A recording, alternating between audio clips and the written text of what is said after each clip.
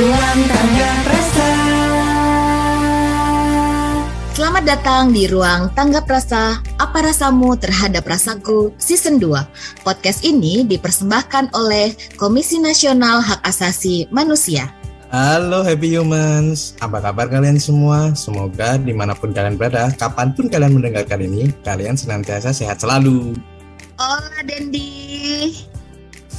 Halo Kak Eka. Ya, di podcast kali ini aku dan Dendi akan mengundang seorang tamu yang spesial. Walaupun agak deg-degan ini ya, Den. Tamu spesial nih ya berarti. Iya, karena ini kan segmen baru, recording kedua. Jadi masih deg-degan segmen cerita HAM di negara lain. Cerita HAM negara lain. Kali ini kita undang siapa ya, Kak? Kalau kemarin udah Kapunka, sekarang kita ke tetangga deket aja, biar pesawatnya nggak mahal. Pesawat apa? Pesawat telepon. Pesawat telepon, bener. Ini tuh negara yang seringkali netizennya perang dengan kita. Tahu nggak negara mana, Den?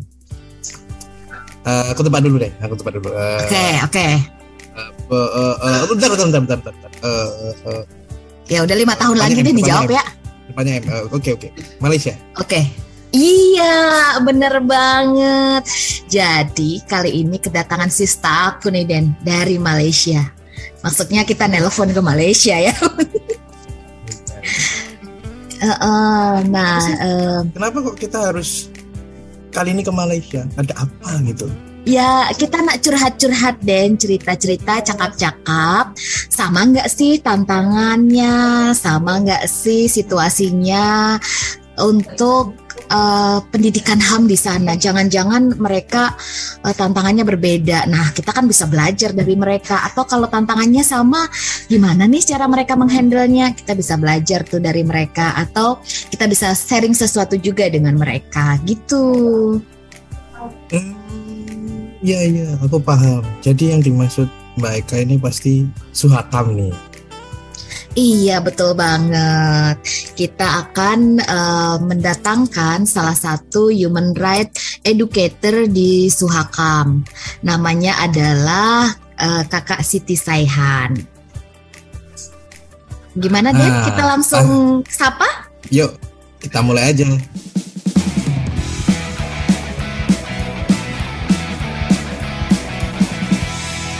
Oke, Dendi, kita akan langsung menyapa. Ini sista aku yang jauh-jauh dari Malaysia gitu ya. Ini tapi kita lagi nggak bertemu di dua negara. Kita bertemunya via online. Udah lama banget aku nggak ketemu sista aku yang satu ini. Jadi mari kita sapa dulu. Beliau adalah Human Rights Educator di Suhakam. Suhakam itu Komnas HAM-nya Malaysia. Nama beliau adalah Siti Saihan. Hai Sista, apa kabar? Hai Eka, apa kabar? Kabar baik. Kabar baik daripada Malaysia ke Indonesia. Aku juga baik. Okay. Dan bagaimana kabarmu hari baik. Ini, Dendi? Dendinya apa kabar? Ya, saya baik juga. Oke. Aku baik juga ya. Kita semua baik, alhamdulillah. Oke, so Sista, kali ini kita nak chit-chat lah ya dengan diskusi ringan, diskusi santai. Nanti kita akan bicara kayak anak Jaksel, campuran Inggris, Malaysia dan Indonesia. Jadi ini buat anak-anak Jaksel, ayo ngumpul segera. Nah, Sista, apa sih sebenarnya Suhakam ini? Karena banyak yang masih belum tahu kalau ternyata di negara lain itu juga ada Komnas HAM. So, what is Suhakam? Terima kasih pertama kali untuk Eka, Dendi dan seluruh warga Komnas HAM. Nama saya Siti Saihan daripada bahagian promosi dan media, in charge dalam kerja-kerja promosi dan menjalankan program berkaitan dengan pendidikan hak asasi manusia, human rights educator lah. So Suhakam ni adalah sama seperti yang Eka cakap tadi, iaitu Komnas HAM Suruhanjaya Hak Asasi Manusia Malaysia, institusi kebangsaan lah untuk Malaysia. Jadi dekat seluruh dunia ni ada setiap negara ada institusi kebangsaannya sendiri, tapi masih lagi negara yang belum ada institusi kebangsaannya sendiri. Contoh Singapura tak ada institusi kebangsaan. Yang paling dekat dengan kita lah Singapura tak ada. US pun tak ada lagi. So there are many country juga yang belum ada. Tapi ada yang ada seperti Thailand, ada Laos, ada banyak lagi lah yang ada. Jadi tugas Suhakam adalah seperti yang utama adalah untuk mendidik masyarakat Malaysia untuk mengetahui mengenai apa tu hak asasi manusia dan mempromosikan hak asasi manusia lah. Itu adalah bidang utama Suhakam, dan juga selain itu Suhakam juga bertanggungjawab untuk mengambil aduan daripada masyarakat, aduan-aduan mengenai pencabulan hak asasi manusia, dan juga pelbagai isu masalah rakyat lah yang diadukan di Suhakam. Itu secara ringkas Suhakam. Dan Suhakam juga ditubuhkan oleh Parlimen Malaysia melalui Akta Suruhanjaya Hak Asasi Manusia Malaysia, Akta 1999, Akta 597. Itu maknanya ada satu undang-undang yang menguatkuasakan undang-undang tubuh Suhakam lah. Jadi semua berkaitan bidang kerja, mandat, fungsi, bidang kuasa, semua tertakluk di dalam akta tersebut. Ya, secara ringkas itulah Eka, apa tu Suhakam. Hampir mirip ya sebenarnya ya. Ya, betul hampir mirip. Tapi apa yang melatar belakangi adanya Suhakam ini di Malaysia, Kak Siti? Macam mana? Itu Kak. Misalnya yang melatar belakang historinya apa sih ada ini? Ada histori. Suhakam. Historinya pada tahun penubuhan dia lah. Tahun masa tu Perdana Menteri Tun Mahathir Mohamad. Tun Mahathir Mohamad ni dia cadangkan kepada mula-mula Suhakam ni dia tak nampak kepentingannya lah. Dia kata kenapa kita kena ada institusi kebangsaan hak asasi manusia. Lepas tu selepas di convince ataupun diberikan kepentingan pemahamannya, barulah difaham Suhakam ni kepentingannya bukan saja untuk mempromosikan hak asasi manusia di Malaysia, tetapi adalah penting untuk menjaga standard ataupun image Malaysia di peringkat antarabangsa lah. Macam di peringkat PBB perlukan satu badan yang boleh melihat memantau sejauh mana Malaysia memajukan dan mempromosi hak asasi manusia. Okay. Nah, actually we are in the same division but different office ya, Kak Siti. About human rights education. How do you deliver human rights education in Malaysia? We conduct jalankan program-program human rights education sebelum kampus sebelum COVID, sebelum pandemik, kami banyak menjalankan face to face program lah bersama sekolah, bersama institusi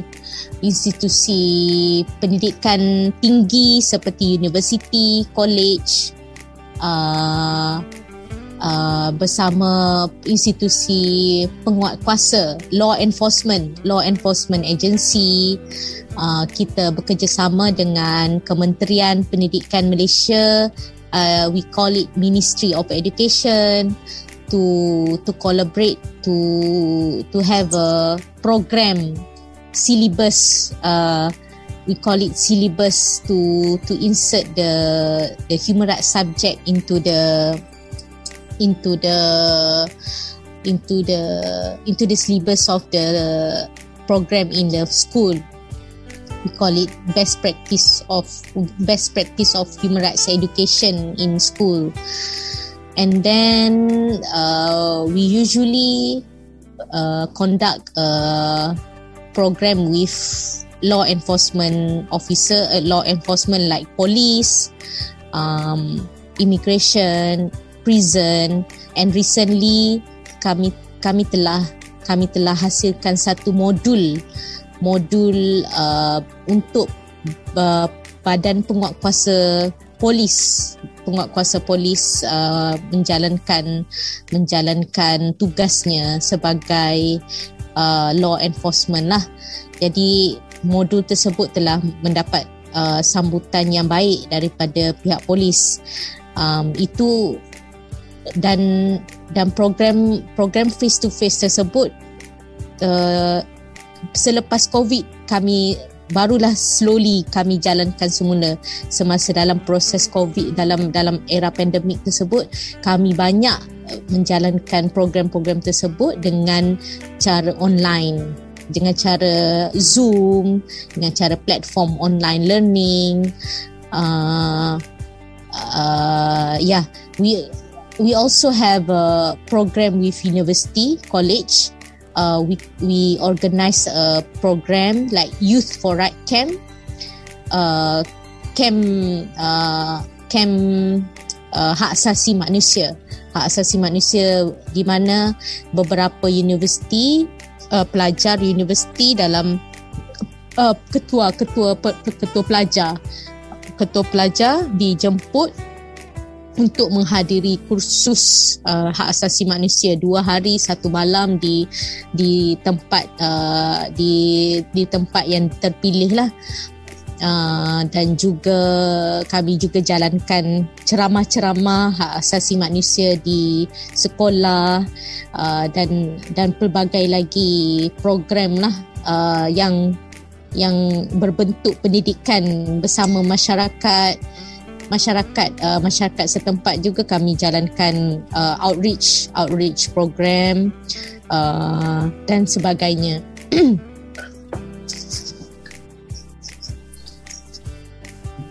Kurang lebih sama ya. Iya, betul. The same as with us. Ini saya penasaran ini.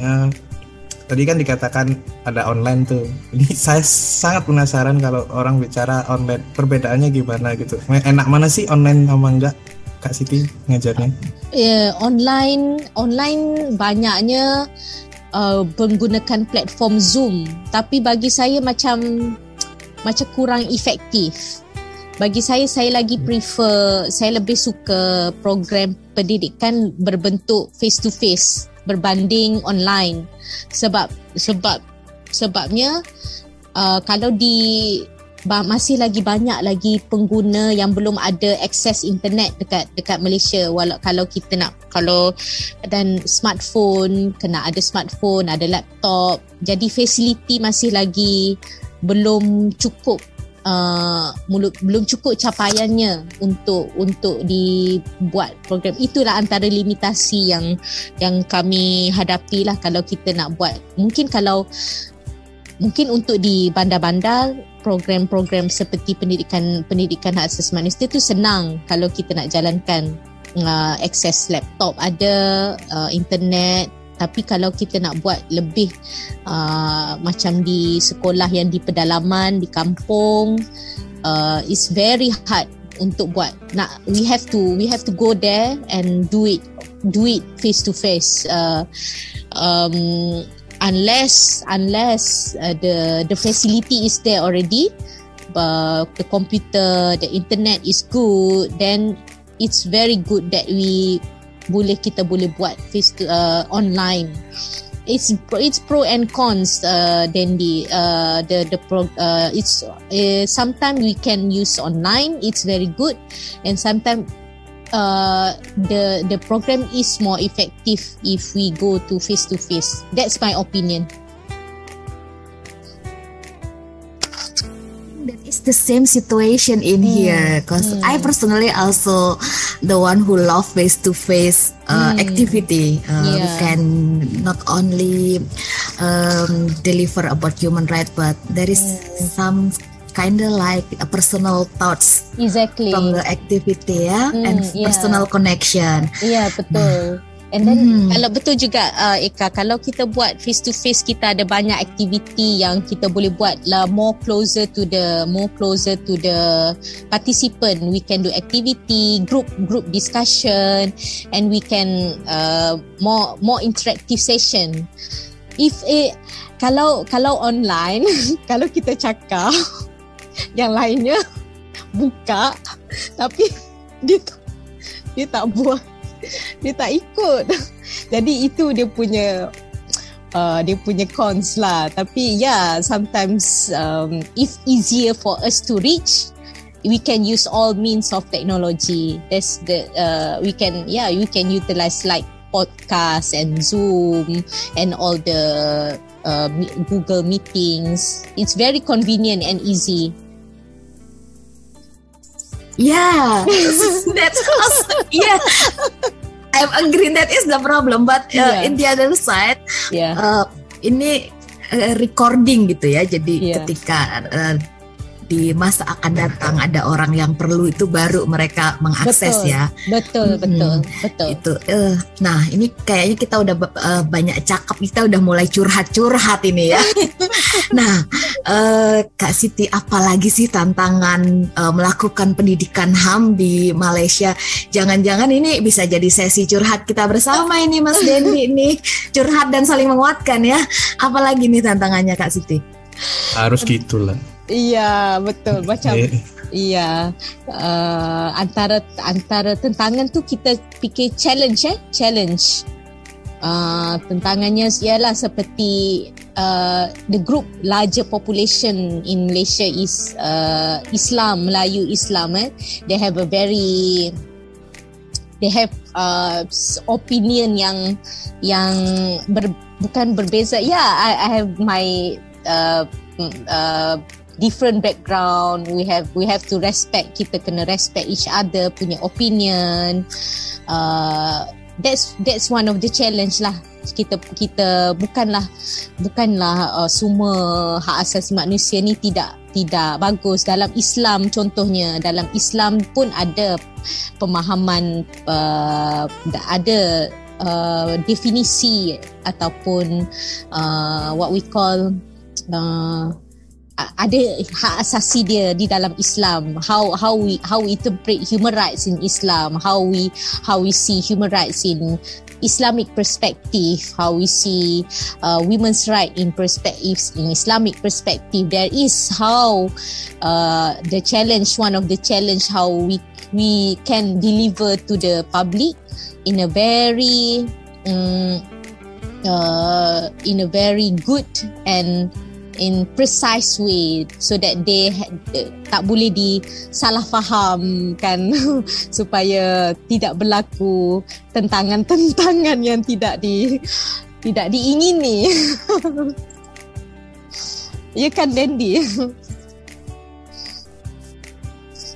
Benar banget tuh Kak.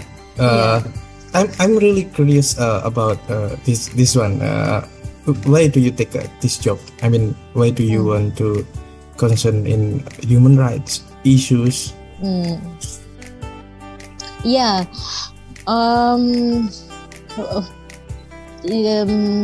if you ask me about why we all should believe we all human being, kita ada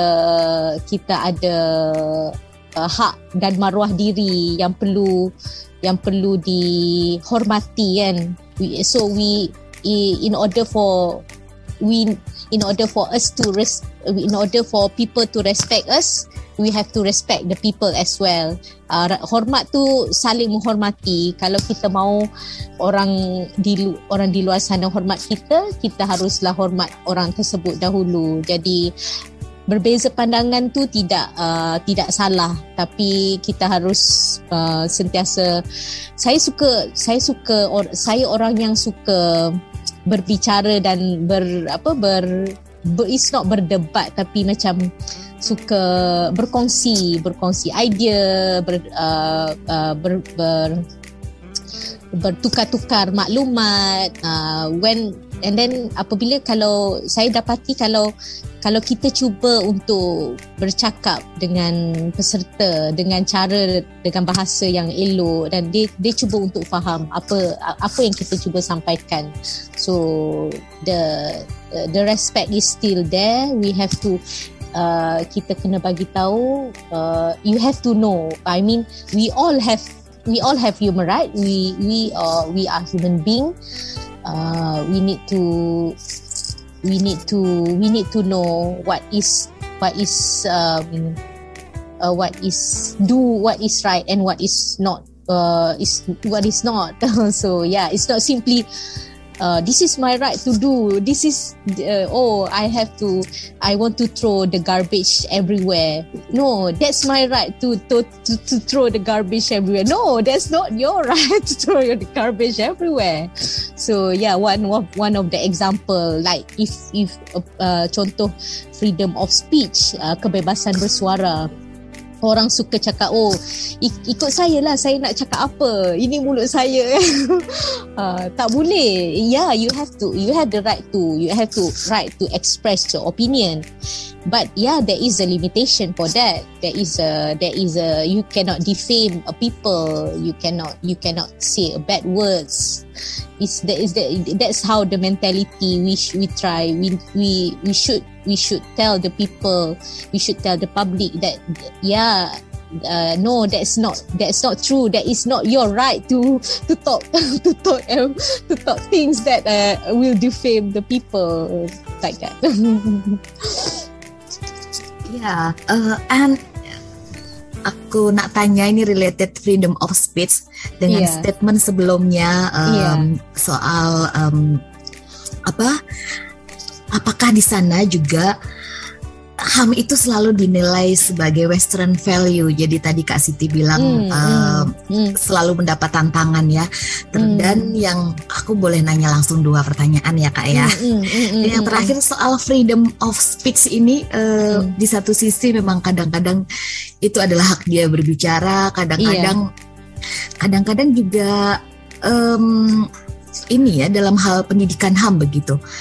Kita they haven't listened about the content, about what we will say, and we just get stigma or just get rejection from the netizen. We call it with netizen. We promote about bullying, but we also become the victim of the bullying. Exactly. Is it also happen there? Yep. To tell you frankly,